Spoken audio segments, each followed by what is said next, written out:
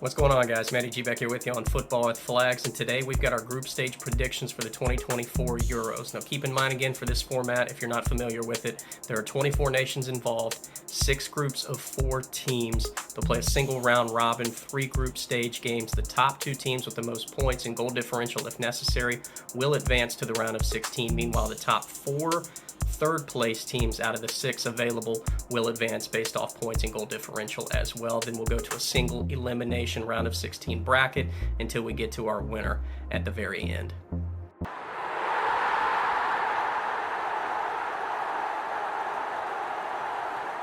Straight into Group A we go with Germany, Scotland, Hungary, and Switzerland. I think this is going to be an incredibly tight group, but we'll start with Germany.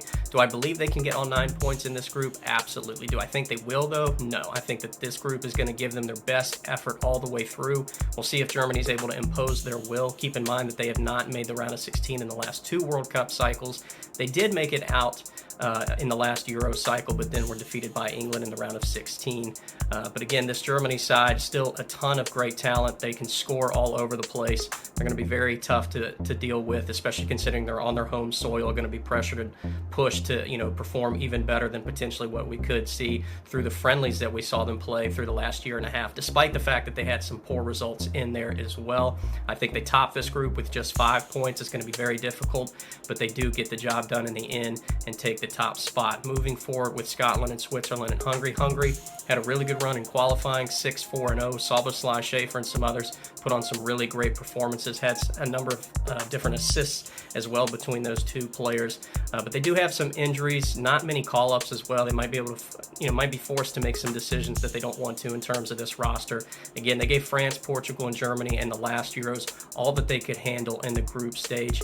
Got out of the group stage in 2016, but were thumped by Belgium. I think it's going to be very difficult for them to get out this time around, but they're still going to put on some really good performances. But I unfortunately have them with just 2 points at the bottom of this group. So between Scotland and Switzerland, who takes that second place? For me, I think it will be Scotland. They put on some really good performances, defeating Norway and Spain in qualifying. McTominay had 7 goals, along with some other guys that are really, really impressive with this team, with John McGinn, Christie, Dykes, some others as well. You've got Kieran Tierney in there also, and a number of different players. I think that this team is really in a good position just in terms of their age, their experience, their opportunity here to maybe take advantage. They've never made it out of the group stage in the Euros, and I think this could be a huge opportunity for them to do so. I've got them with 4 points in second place. Meanwhile, for Switzerland, keep in mind, Switzerland have tied 3 games in their last 2 Euro appearances, which certainly tells me that they can score goals, but they can still get results. And when we know now that the fact that you've got this new format that's been expanded for the last couple of cycles, understanding that if you can take draws out of some of these games, you can still manage to get through. I think Switzerland get 3 points and are on the cusp of potentially making it out of the group. On to Group B we go, where many are considering it the group of death between Italy, Spain, Croatia, and Albania. We'll start with Albania. They were involved in 2016, conceded just 3 goals in that group. Didn't make it out, but still I definitely consider this group much tougher than that one. Their chances in the attacking third are going to be far and few between. Obviously, I think the other 3 teams are going to be able to dominate most of those games when they face Albania. But we'll see if they're able to spoil the party at all. Again, they conceded just 3 goals in 2016. We'll hopefully be able to see them be able to close those gaps, really force teams out wide and not give them easy opportunities to penetrate lines or take on players 1v1 and get beat easily. But we'll have to wait and see. Unfortunately for me, though, I don't think they're going to be able to get the job done against anybody. I have them at the bottom of this table with 0 points. For Spain, though, they are coming off a Nations League title last year. That is their first major trophy since winning the Euros in 2012. This group is young, vibrant, incredibly talented. They're going to possess the ball very well. Their passing accuracy is phenomenal. The question is, though, is can they get in front of goal and convert those chances? We can see them dominate teams statistically, but sometimes the games are still very low scoring, or they even concede, lose those games, or it comes down to a draw. I think this team's still going to be able to get the job done. Again, we saw them put together some great goals in the group stage of the World Cup back in 2022. Spain, for me, wins the group with 7 points.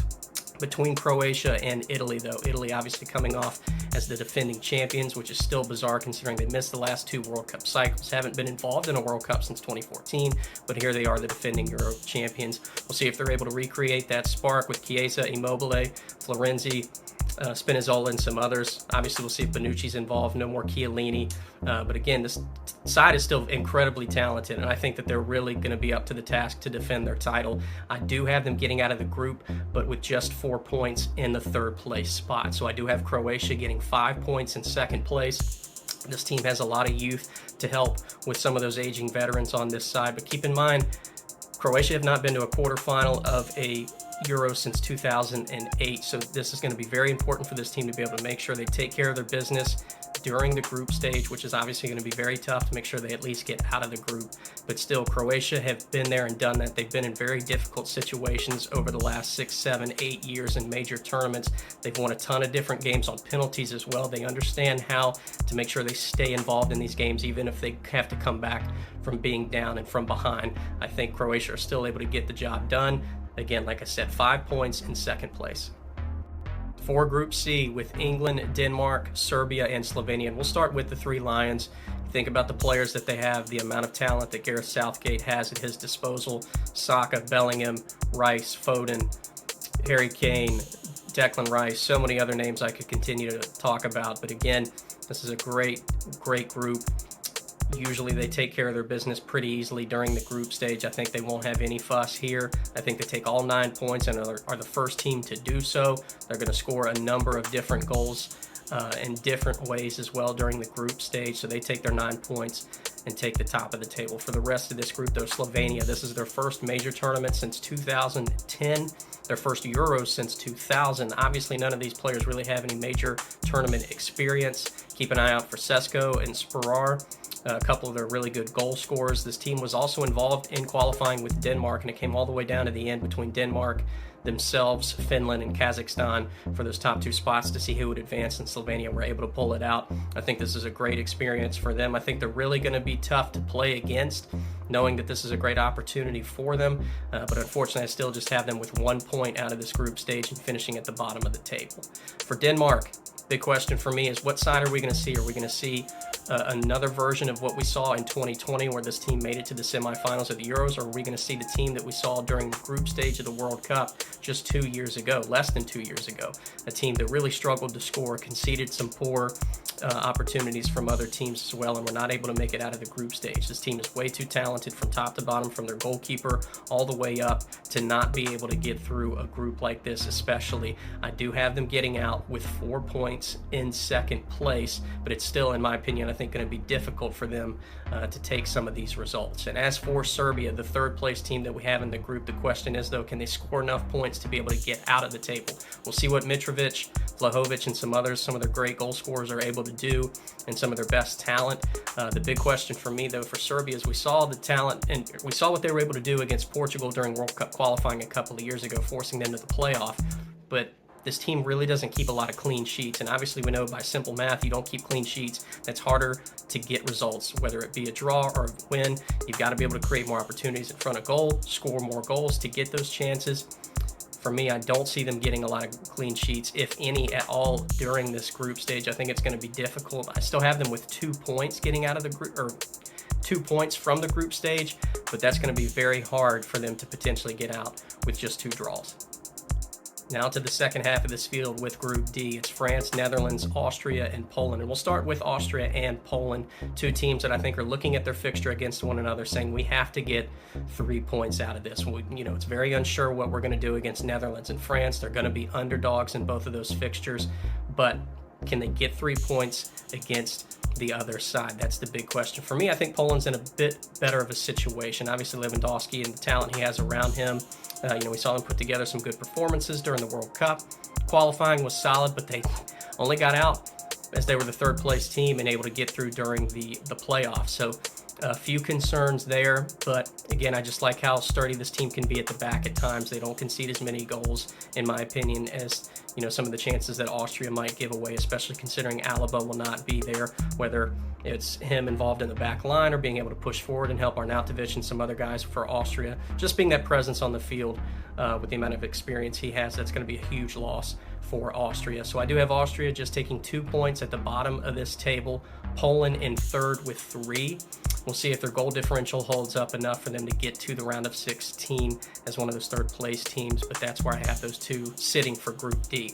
At the top, though, with France and Netherlands, we saw France thump Netherlands recently in a game, but I don't think that that's going to happen again this time around. Netherlands have had some good results, some bad results as of late. Keep in mind, they were the champions the last time Germany hosted this back in 1988.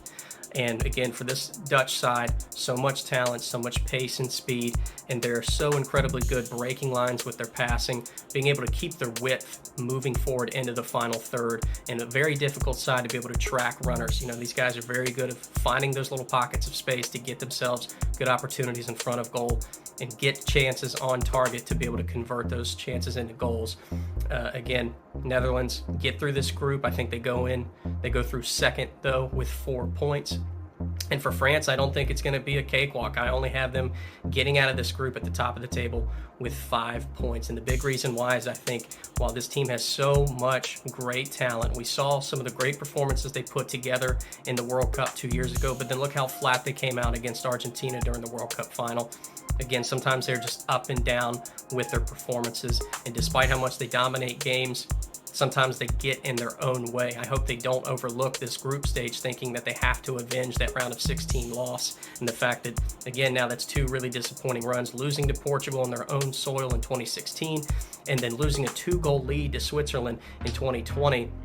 This team cannot overlook the group stage. They have to focus on these 3 games first and then take care of those opportunities later. But France do get through with a bit of a struggle at the top of Group D.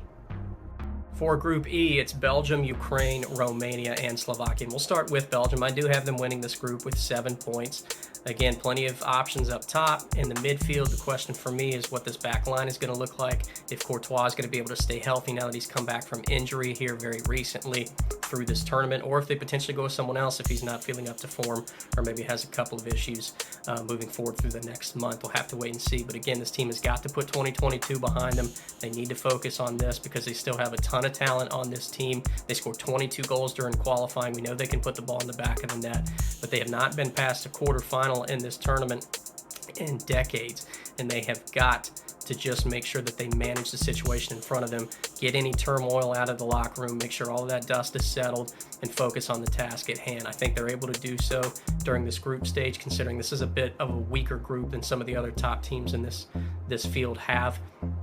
Like I said, they do have 7 points and win the group. For Slovakia, this team really struggled, conceding some goals in their last 2 appearances during the Euros, including that thumping of 5-0 against Spain in 2020, I believe. They even had a couple of own goals in that game also, if I'm remembering correctly. So this team, again, just can't hurt themselves, especially in those types of situations. They've got to be able to clear balls out. A couple different times they put themselves in bad situations, whether it was through possession or just not clearing it out at the right times. You can't do that, especially when teams are trying to suffocate you inside your final third. They did better, though, during qualifying. They had 5 clean sheets. We'll see what Duda, Druis, Robert Mack, and some others are able to do for this group. But unfortunately, I think they're going to score some goals, but I'm not 100% sure about them keeping some clean sheets. I only have them with a point and finishing bottom of this group, and I'll tell you why. Because Romania has an incredibly strong midfield. They beat Switzerland by 5 points during qualifying. We'll see what Stanku and Puskas and some others can do. This team hasn't been to a quarterfinal in the Euros since, I believe, 2000. But again, Romania have a lot of good players in their prime, and I think this is their best chance ever to potentially get out of this group and make some noise, possibly create an upset. We'll see if they're able to do anything with Ukraine and Belgium. Obviously can't overlook Slovakia, so I think Slovakia very well could beat them also, but I do have Romania in third with 3 points. We'll see how their goal differential fares, though, if they're able to make it out. And for Ukraine, for me, a potential dark horse. This team is still very good, have a lot of pieces back from what they did in 2020 where they got to a quarterfinal. They can score all over the field, have a ton of great players, whether it's Zinchenko, we'll see if he plays more of a midfield role or sits in the back a little bit more, Yarmolenko, Yaramchuk, Mikolenko, other guys just very, very talented, in my opinion. I think a bit of an underdog. Again, they were put in a group with Italy and England during qualifying. I think kind of overlooked somewhat. Really, I think this type of group could could be very beneficial for them to kind of get even more confidence in this team with some really good results and putting themselves in a good position to possibly face a team a bit weaker, somebody they could take advantage of going into that first round of the knockout stage. So I do have them with 5 points, finishing second. Last group in this field, it's Group F with Portugal, Czechia, Turkey, and Georgia. And we'll start with Georgia. Kvara, obviously one of their most notable players, 15 goals in his last 29 appearances, the only debutant in this tournament.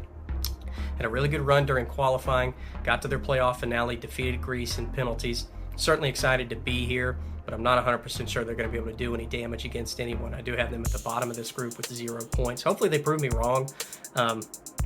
But again, just not sure I'm going to see enough. Even though this is a group I think that they could take advantage of, it's not one of the more difficult groups in my opinion. Certainly some opportunity for some upsets and things to happen. But I'm not 100% sure Georgia are able to get the job done. For Portugal, though, at the top of this group, I do have them with 7 points. This team scored 7 goals, but they conceded 7 in their 2020 edition. They've done a lot better. We'll see how the back line still looks, whether it's Pepe involved at all, who's in the back of the net for them as well. Still a lot of great talent, though, going forward. We'll see what Ronaldo's impact is on this team. But again, between Gomez, Leao, Bruno Fernandes, Joao Felix, other guys up top, still plenty of great talent across the board for this team to be able to deliver goals. They only conceded 2 goals during qualifying, which is certainly impressive. Went totally unbeaten, 10-0-0. This team, again, like I said, though, I think they will top the group with 7 points and get out. But for that second place spot between Czechia and Turkey, for Czechia, very talented group. Remember, they got to the round of 16, defeated Netherlands. Granted, Netherlands had a red card, but still, Patrick Schick was phenomenal during the 2020 Euros. Had 5 goals, was tied for the Golden Boot race. And again, got to the quarterfinals, which is very, very impressive. The only thing for me, though, is Thomas Souček is the only other guy on this roster, as far as I know, that has double digits in terms of scoring. So we'll see if other guys are able to step up, if teams are able to close 2 of those guys down and prevent them from being able to create good opportunities. But, you know, again, Patrick Schick, so tall, very talented, very difficult to contain with his aerial threats, but also with his feet at the same time. I do have Czechia getting out of this group with 4 points, but they are in 3rd place. And I am a bit kind of on the fence with this decision, but I do have Turkey in 2nd with 5 points. They had a phenomenal run during qualifying, defeated Croatia. They had a great win against Germany in a friendly, but then they get thumped by Austria 6-1, which really just makes no sense at all. I think they really take advantage a lot of times of some of these results being in a home crowd and in front of their own fans, but we'll see how they do on a neutral site with this time around. Obviously, 2020 was an embarrassment for them. They've got to be able to score more goals and certainly concede less. But again, I think this is the type of group that they can really take advantage of. And I think they are in a better headspace as well, just as an overall team and federation going forward into this tournament. So I do have them with 5 points getting that 2nd place spot. Well, there you can see the field for the round of 16. We'll put the bracket together and give those predictions out later. But just to show you, too, the 4 teams in 3rd place that advanced. If you didn't remember, Italy had 4 points, and so did Czechia. So they both advanced as 2 third-place teams out. But then there were 3 tied with 3 points. It was Switzerland, Poland, and Romania. I think Switzerland and Poland are able to get the job done, hold on to their goal differential a bit better, and survive and advance. Romania, unfortunately, I don't think get through. And then obviously Serbia at the bottom with these 3rd-place teams with just 2 points do not advance either. Well, guys, as always, thanks again so much for watching. Make sure you hit that like and subscribe button if you haven't already done so. And please let us know down in the comments your own predictions for the group stage. We've got plenty more with Copa America, Euros, Olympics, and other interesting topics that we're going to put on the channel here soon as well. So again, hope you stay involved and stay in tune with everything. Again, let us know down in the comments any sort of opinion that you've got. We certainly love to hear from you guys. But until next time, we will see you soon. Peace.